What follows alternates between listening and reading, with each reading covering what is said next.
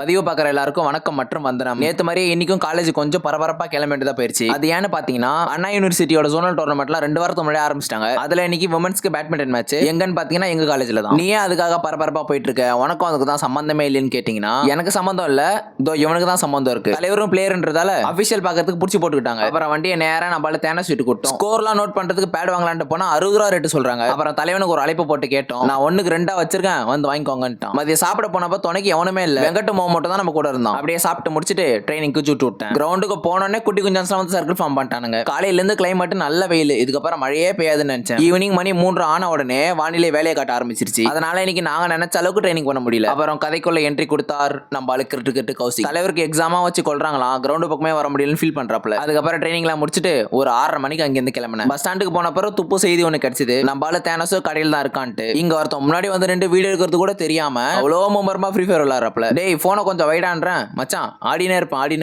அப்புறம் அப்படியே 2 பேரும் போய் காஃபியை போட்டு நான் அப்படியே அங்கிருந்து கிளம்பிட்டேன். எங்க ஊர்ல நிறைய மழை பெஞ்சதால நான் வீட்டுக்கு வரதுக்கே மணி 8:30 ஆயிடுச்சு. அப்புறம் வீட்டுக்கு வந்து அப்படியே சாப்பிட்டு இன்னைக்கு நாள் முடிச்சுக்கிட்டேன். தொடர்பில் இருக்கவும்.